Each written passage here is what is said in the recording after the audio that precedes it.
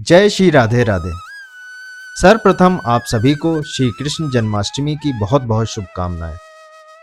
आज श्री कृष्ण जन्माष्टमी के इस पावन अवसर पर मैं आपको सुनाऊंगा एक ऐसी सच्ची कथा जिसमें आप जानेंगे कि भगवान और भक्त के बीच का प्रेम कैसा होता है। तो आइए शुरू करते हैं। दो कन्याएं थीं, छोटी छोटी। बहुत ध्यान से सुनिएगा कथा, यह एक सच्ची कथा है। एक राजा की बेटी थी और एक ब्राह्मण की बेटी। दोनों सखा थीं, आपस में दोनों मित्र थीं।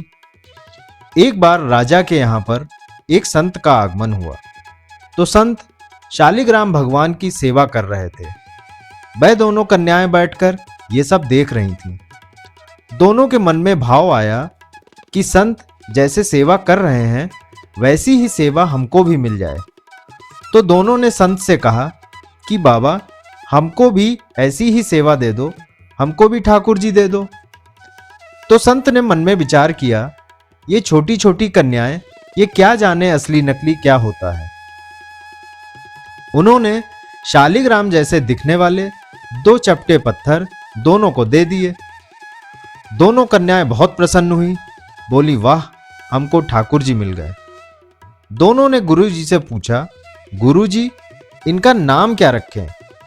तो गुरुदेव ने कहा, बच्चों, जो तुमको प्रिय लगे, जो सबसे अच्छा लगे, वह नाम इनका रख लो।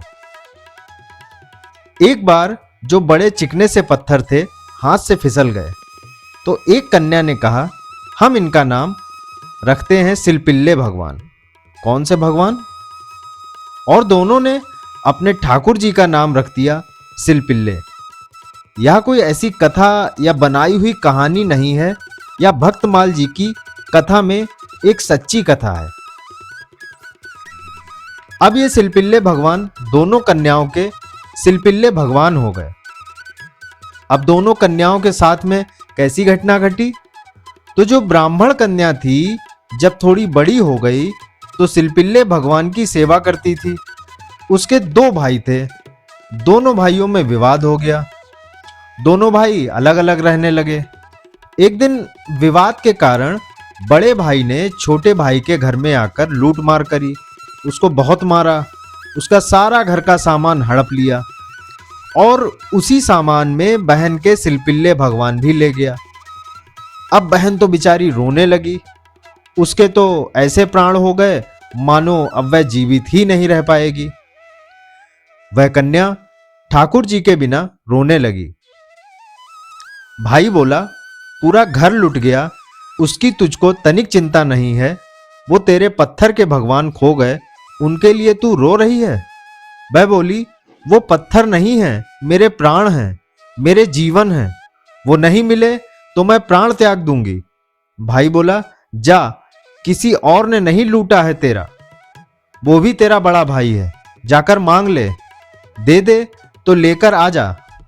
बहन अपने बड़े भाई के घर गई और बड़े भाई से जाकर कहा, भैया कुछ मत देना, सब रख लो, जो कुछ लेकर आए हो वो सब अपने पास रख लो, पर मेरे सिलपिल्ले भगवान मुझे दे दो। सिलपिल्ले नाम सुनते ही सब हंसने लगे। वहां पर जितने भी लोग थे सब हंस रहे थे। बड़ा भाई तो गुंडा था, गुंडा प्रवृत्ति का था, उसके साथ में जितने भी लोग थे सब हंसने लगे। अच्छा, क्या नाम है तुम्हारे ठाकुर जी का? बोले, सिलपिल्ले भगवान। सब और जोर से हंसने लगे। भाई बोला, तेरा सामान अंदर पड़ा है, तू जाकर अपने आप ढूंढ ले अपने ठाकुर जी को। तो कन्या अंदर जाने लगी तो जो पूरा गैंग था उसमें से एक बोला, अगर तेरी इतनी भक्ति है कि तू अपने भगवान के बगैर नहीं रह पा रही है तो यहीं खड़ी खड़ी बुला ले, तेरे ठाकुर जी को अपने आप ही निकल के आ जाएंगे। यह बात उसके प्रेम पर मानो प्रश्न चिन्ह लग गया हो। वह भी मन ही मन सोचने लगी, मैं बचपन से सेवा कर रही हूं, सिलपिल्ले को कभी अपने हृदय से दूर नहीं करती हूं, पर आज इसकी बात से मुझको ऐसा लग रहा है कि मैं तो प्रेम करती हूं, पर क्या वह प्रेम करते हैं मुझसे? इसका भी आज पता लग जाएगा। और बाहर खड़े खड़े रोने लगी।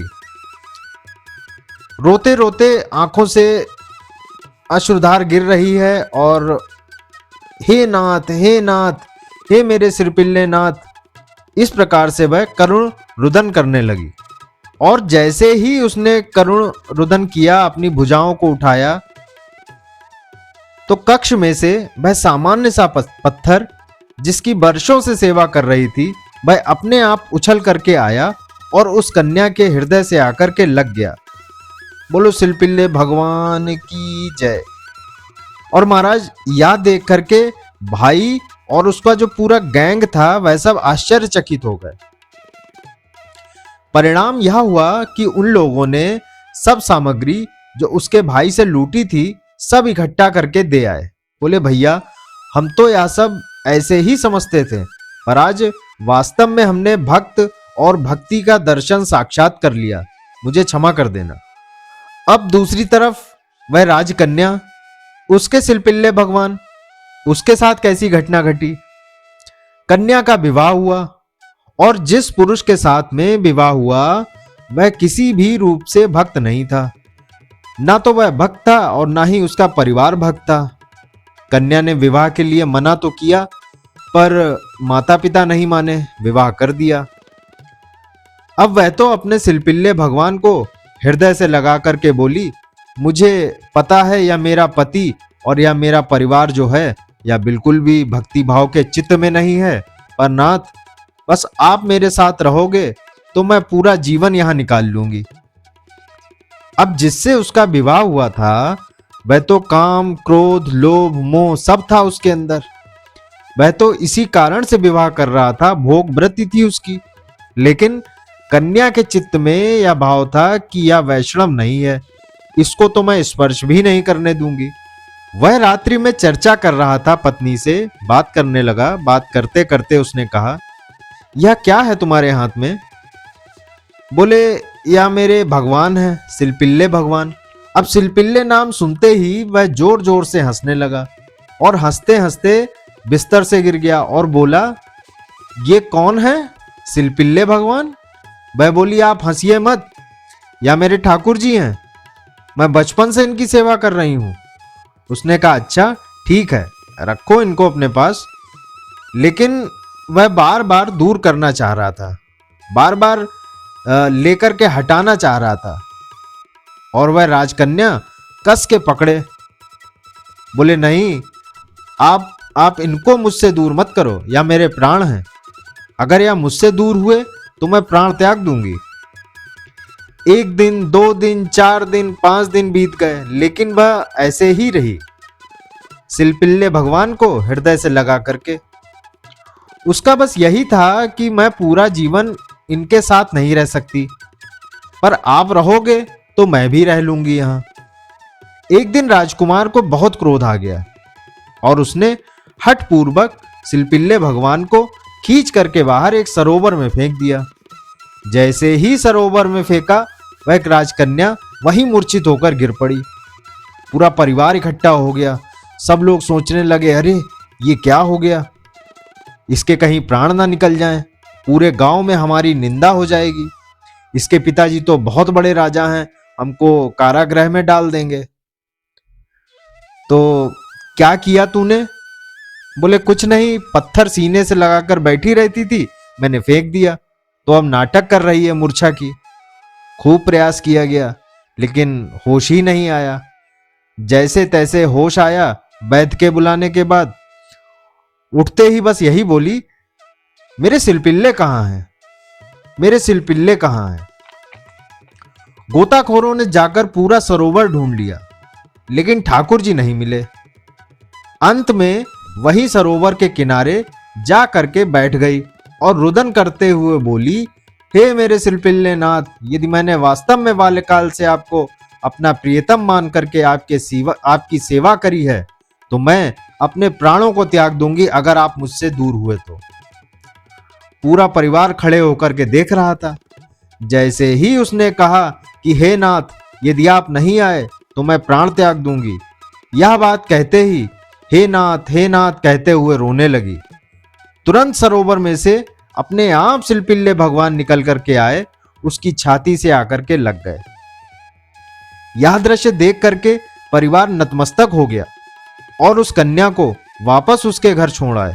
बोले कि भैया, इतनी ऊंची श्रेणी नहीं है हमारी कि हम उसके साथ रहें, हमसे अपराध बनेगा यदि हम इनको अपने साथ रखेंगे। यह तो स्वयं गुरु स्वरूपा हैं। प्रीति, अरे सामान्य से पत्थर को उन्होंने भगवान मान लिया। और ठाकुर जी, उसमें भाव जरूरी नहीं है कि धातु प्रधान होता है, जरूरी नहीं कि कोई वस्तु विशेष। यह बात आप बहुत ध्यान से सुनिए। कई लोग भेदभाव मानते हैं, अपने लड्डू गोपाल को समझते हैं, वृंदावन बिहारी को विशेष समझते हैं। उनको लगता है कि मंदिर में जो बिहारी जी बैठे हैं यह विशेष हैं, हमारे संग जो डलिया में डोलने वाले हैं इतने विशेष नहीं हैं। क्यों? यह भेद दृष्टि मत रखो। वह बिहारी जी जितने श्रेष्ठ उतने ही श्रेष्ठ आपके ठाकुर जी हैं।